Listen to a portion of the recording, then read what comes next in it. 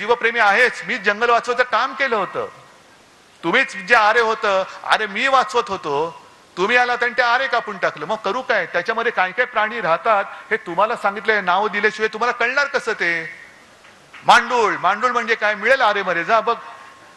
ढेकूण नाही मिळणार कदाचित, कारण ढेकूण रक्त शोषतो. रक्त शोषणारी अवलादी आमची नाहीये, अजिबात नाही. मांडूळ सुद्धा आमच्याकडे नाही. आम्ही जे करतो ते खुलेआम करतो. चालून जायचं तर छातीवरती, समोरासमोर पाठून वार करणारे नाहीत आम्ही. आणि हे सगळं जे काय करायचंय त्या विधानसभा निवडणुकीत करायचंय. ही जी लोकसभा झाली, लांबली लांबली लांबली, किती 5 टप्पे. काय तुम्ही काय क्रिकेट खेळताय टप्पी टप्पी बॉल टाकून? सरपट्टी टाकताय? 5 टप्प्यात महाराष्ट्राची निवडणूक. पण आता मला कळते, कानावर येते की कदाचित नोव्हेंबरमध्ये निवडणूक घ्यायचं यांचं घाटते. का? तर लाडकी बहीण या योजनेचे किमान ऑगस्ट, सप्टेंबर, ऑक्टोबर, नोव्हेंबर म्हणजे 4 हप्ते जर का महिलांच्या हातात गेले तर त्यांचा विश्वास बसेल की हे देतात बुवा. हे देणारी लोक नाहीये. ही अशीच एक योजना सुशील कुमार शिंदेनी केली होती.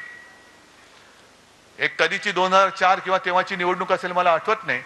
संभाजीनगरमध्ये आपल्या कार्यकर्त्यांचं शिबिर होतं आणि शिवसेना प्रमुख बोलून गेले की माझी म्हणजे शिवसेनेची सत्ता आली तर मी शेतकऱ्यांचं कृषी पंपाचं वीज बिल माफ करून टाकेन.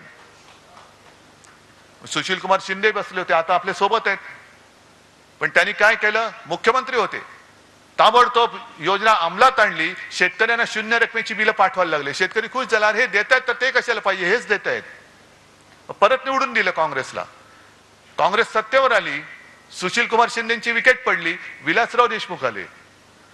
आणि विलासराव देशमुख सत्तेवरती येताच क्षणी पुढच्या महिन्यापासून दामदुपटीने बिल पाठवायला लागले शेतकऱ्यांना. आणि मग जाहिराती आला, बिल भरा नाहीतर तुरुंगात. हे तशी यांची योजना आहे.